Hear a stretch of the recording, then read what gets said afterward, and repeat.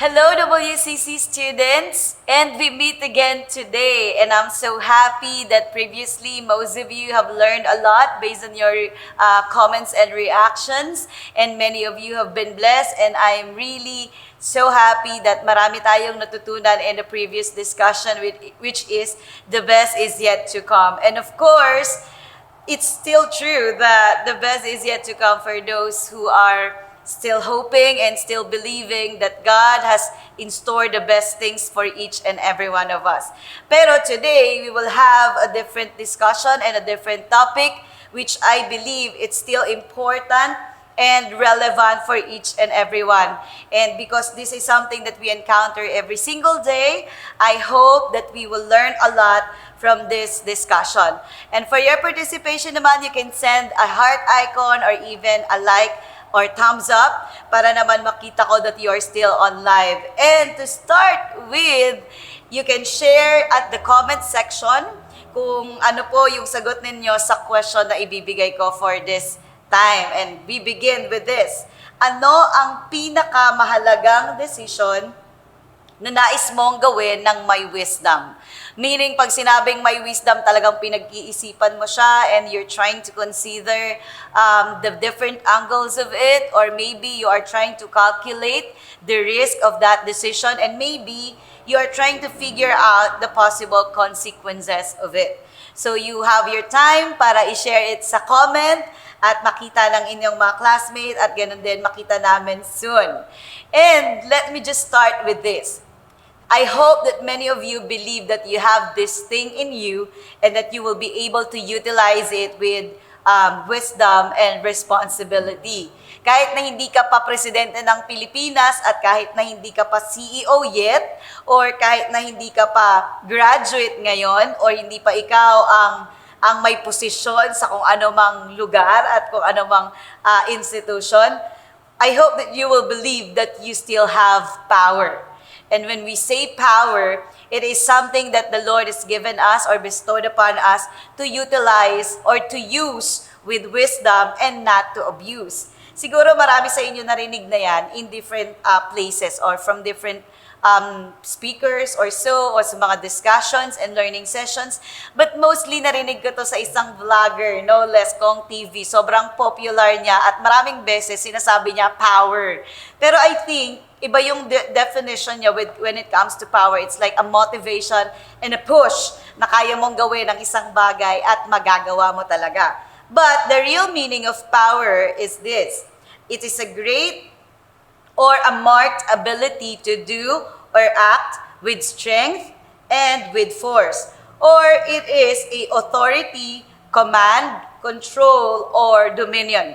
So paano ko nasabi that we all have power? Siguro at certain point of time or at certain situation of life, meron kang influence, meron kang control, meron kang dominion, or meron kang command.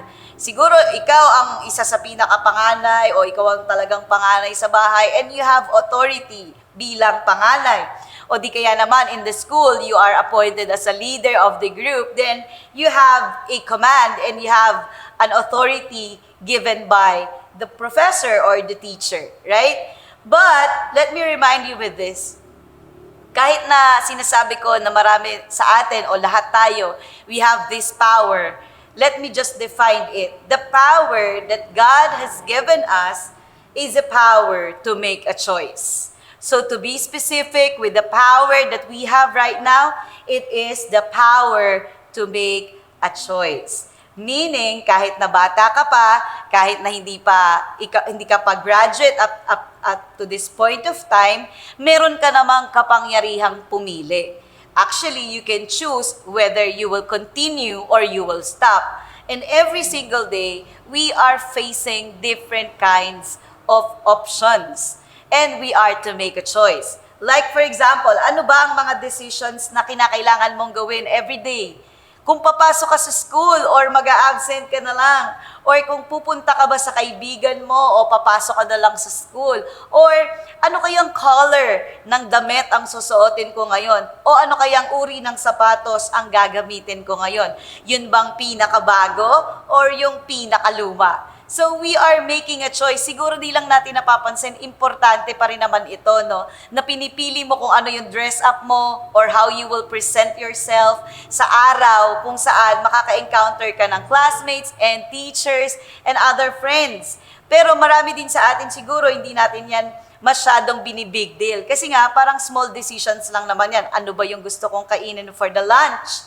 Ano ba yung ulam na bibilhin ko? Yung mas mura ba o yung mas mahal? But that is still a small portion of making a choice.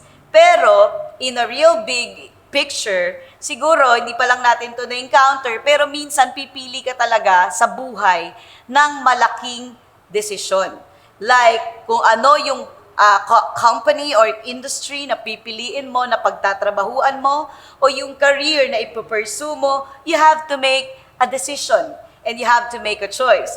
Actually, minsan sa pagbili lang ng gadget, we are being meticulous. We are checking everything before we buy, right? Why? Because meron tayong mindset sa isipan natin na to. Ayaw nating magsisi sa huli. Agree? Of course, pag bumili ka ng cellphone, ayaw mo yung nabudol ka, ayaw mo yung nadaya ka, ayaw mo yung na-short ka, ayaw mo yung may defects, ayaw mo ng may dents. Kasi nga, magsisisi ka, baka hindi mo alam, marami pa pala itong problem internally. So we are checking it so carefully para hindi tayo magsisi sa huli. But in reality of life, hindi lang sa pagbili ng gadget, kailangan din talaga nating maging careful sa ating pagpili and use that power responsibly. While you are still young, make the right choice in life or the right choices in life. Why? Kasi darating ang pagkakataon that we are going to face the results or the consequences. So bakit nga habang bata pa lang, kailangan mo nang mag-guide, di ba yung mga parents natin, we are being guided by the parents, by the teachers, even friends, or the adults and older ones, na mag-ingat ka or maging careful ka sa mga pinipili mo. Ano ba yung mga usual pang pinipili ng students? The people that you will go with, the group that you will join in, or yung circle of friends, pinipili natin yan because they have influence over us. Pero, isa pa sa pinakamalaking reason kung bakit kailangan natin maging maingat sa pagdedesisyon o pagpili is that we have this rule of life. You will reap what you sow. Kung ano yung pinili mong itanim, yun din yung pinili mong anihin. And there's another one. Every decision has its consequences. Maaring pumili ka ng best option sa tingin mo, sa parameters mo, sa measures mo. Maari kang pumili ng iyong best choice. Pero ang hindi natin mapipili, take note of this, hindi natin mapipili ang consequences or consequence of our decision. We don't have control over the results, and we don't have control over the consequences of our choices. And let me share you this. The young man's decision in the Bible, and let me just remind you, making a decision is biblical. Kaya nga, in the days of old, bago sila nagde-decide, bago sila gumagawa ng malaking decision sa buhay, they are really praying for it. And of course, for those who believe in the Lord, ganun pa rin yung ginagawa ninyo hanggang ngayon. That before you make a big choice or you make a big decision in life, nagpe-pray ka talaga. And here's the thing, the young man's decision in the book of Luke chapter 15. Kasi merong isang tatay na may dalawang anak, and this is the parable that has been shared in the Bible, that itong dalawang anak na to, nasa poder sila ng tatay nila, they are being well taken care of sa lahat ng pangangailangan nila, but here comes the youngest son. Anong sinabi ng youngest son sa father niya? Sabi niya, "Father, give me the share of property that is coming to me." Siguro nagulat pa nga yung tatay niya, bakit mo kinukuha yung share mo or yung inheritance mo or yung mana mo sa Tagalog na hindi pa naman siguro time. Pero dahil mabait yung tatay o dahil mabait yung father niya, he divided the property doon sa magkapatid. And then he gave the share doon sa youngest.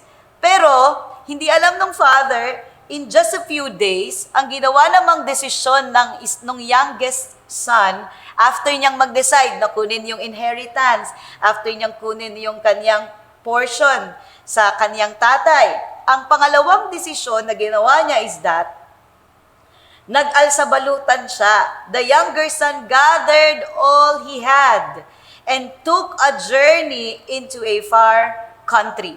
So umalis siya sa bahay nila at dinala niya yung binigay ng tatay niya, pumunta siya sa ibang bansa. At ito yung pangatlo na desisyon na ginawa niya. He squandered his property in reckless living. Big sabihin ng squander, ang big word nun, ano nga po ba yung squander? Ang squander, when we take a look in the dictionary, this is a waste or wasting something, specifically time and money, or time or money, to spend extravagantly, foolishly. So, ibig sabihin, gumastos ng walang isipan. Ibig sabihin, lahat ng kinuha niya, lahat ng nag-gather niya mula sa tatay niya, na hindi naman niya pinaghirapan dahil mana naman yon, ginastos niya during that time. But here comes the thing. Something happened. After niyang magastos lahat, after he has spent everything, here's what happened. A severe famine arose in that country. Doon sa lugar na kanyang pinuntahan, biglang nagkaroon ng famine. So, tagutom. Kailangan niyang kumain. Of course, lahat tayo na-experience nating magutom at ang hirap niyan.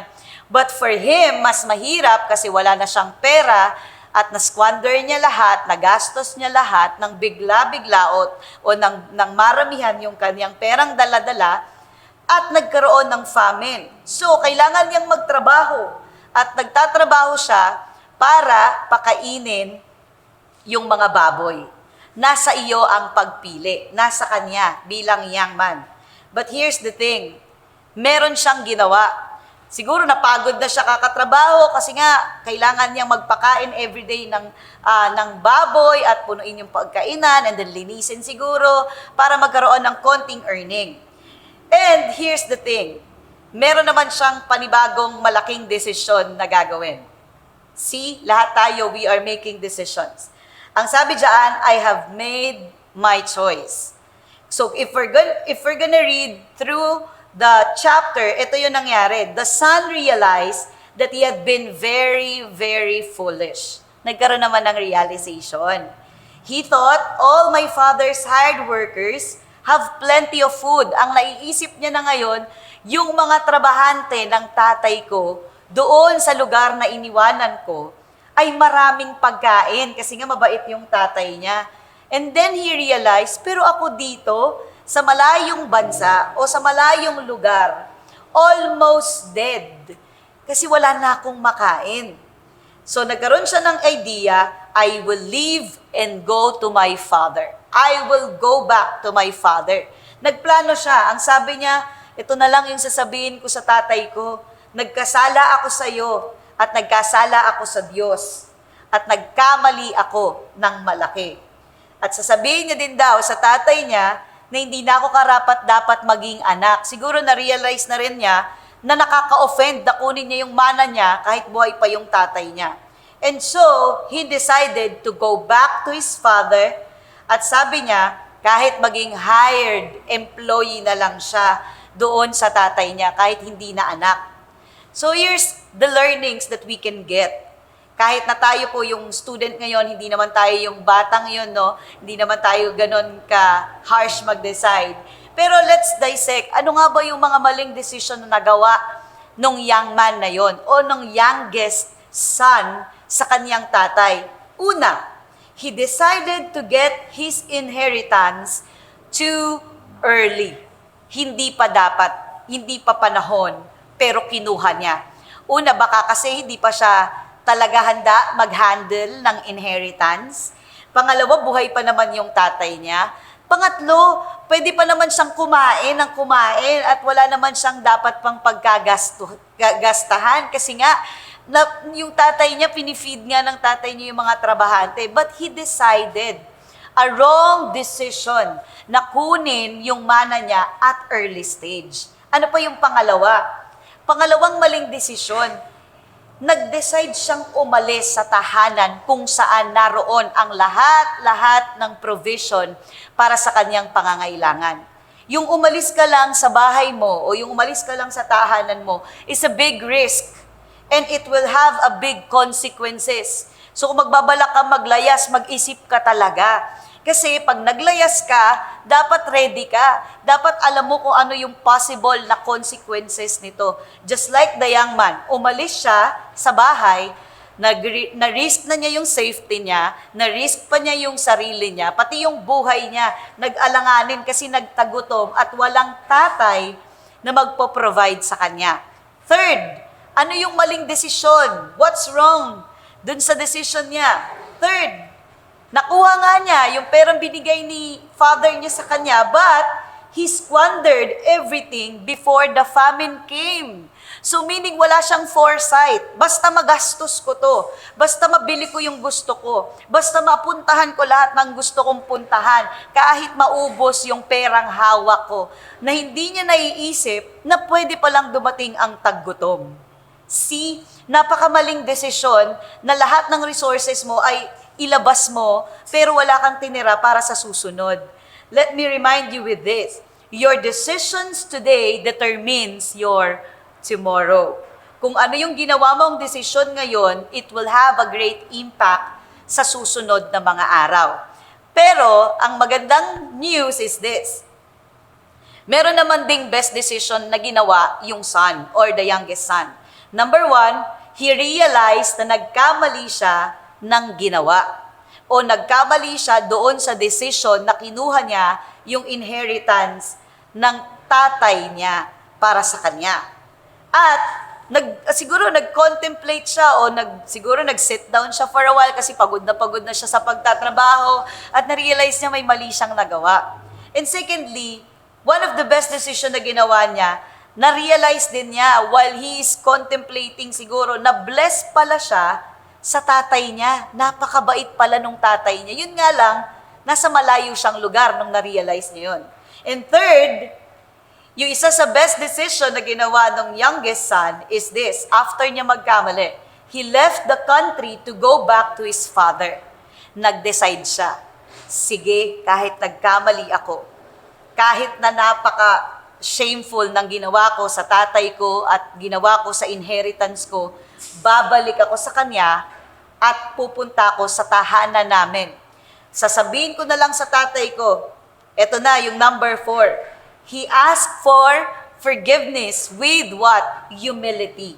Sasabihin ko na lang sa tatay ko na kahit hindi na ako i-consider na anak, kahit trabahante na lang. Kasi hindi na ako karapat-dapat doon sa pagiging anak. And number 5, ito yung one of a great decision na ginawa niya. He accepted. Bago pa siya pumunta, bumalik sa tatay niya, he accepted the consequences of his action. And that is the most important when we make a choice. That is the most important when we make a decision. Yung maging ready din tayo sa possible consequences of our action. So, this is the learning for each and everyone. Lahat ng desisyon ay mayroong consequences. Pero ang good news is this. Luke 15, 20-21, at the last leg of the story of the parable, ang sabi doon, pagbalik nung son, nagplano siya ng mga script niya, binitbit niya yung gamit niya, at alam na niya yung sasabihin niya, at maaring reaksyon ng tatay niya. Ito yung naging reaksyon amazingly nung tatay sa kanya. But while he was still a long way off, natanaw na siya nung tatay niya siguro sa napakalayong lugar pa lang o napakalayong gate nila. Ano ginawa nung tatay? Tumakbo yung tatay niya palapit sa kanya, niyakap siya ng mahigpit at hinalikan. At ang sabi ng tatay niya sa kanya, mahal na mahal siya nung tatay niya. Pero ito yung nasa isip talaga ng bata. Sabi niya, I have sinned against heaven before you. I am no longer worthy to be your son. Ang sabi nung anak, Tay, kahit mahal mo ko, grabe, niyakap mo pa ako pagdating ko, pero hindi na ako karapat-dapat maging anak. Pero anong sagot nung tatay? Sabi niya, quickly, magbadali kayo. Ilabas ninyo yung damit o yung robe at bihisan nyo ang aking anak. Ibalik yung kanyang singsing, tanda na siya ay isang anak, at bigyan siya ng sapatos, at ano pa, magpakatay ng fattened calf and magkakaroon ng malaking selebrasyon. Anong sinabi ng tatay? For my son was dead and is alive again. He was lost and is found, and they began to celebrate. Napakabait nung tatay. Agree? Parang ikaw nag-expect ka na ng worst reaction, pero yung tatay, dahil mahal na mahal niya yung anak niya, ito yung respond. Tinanggap siyang uli bilang anak at binigyan pa siya ng piging kasi napakabuti nung tatay ng prodigal son. So my encouragement is this. Kung meron man sa atin o sa mga students ngayon na nakikinig and you felt like you made the bad and the worst and the shameful decision in life, let me encourage you with this. It is never too late to begin again, but it's too late to quit. Narinig yan sa isang pastora dati nung nag-share siya. And I was really encouraged when I was young. Oo, marami kang nagawang maling desisyon. Marami ka sigurong worst decision, pero it's never too late. Sabi ng matatanda o ng mayayaman, isa sa pinakamahalagang desisyong gagawin mo at huwag ka hanggat maaari, huwag kang magkakamali ng pipiliin mong pakasalan. Sabi nila yun yung biggest decision. Kasi nga, kung mayaman ka o successful ka pero yung napangasawa mo o mapapangasawa mo, walang pangarap, walang vision, tamad at kung ano-ano pa, masasayang yung effort mo. Kaya sabi ng mayayaman, maging maingat ka sa kung sino ang papakasalan mo. Pero here's the thing, for me, there is another important decision bigger than that. And that is to choose to go back to our Father in heaven, or to go back to Jesus, and love Him back. Siguro, isa sa importante yon. Pero ang pinaka-importante is this, to choose the love of the Father and choose the love of Jesus today.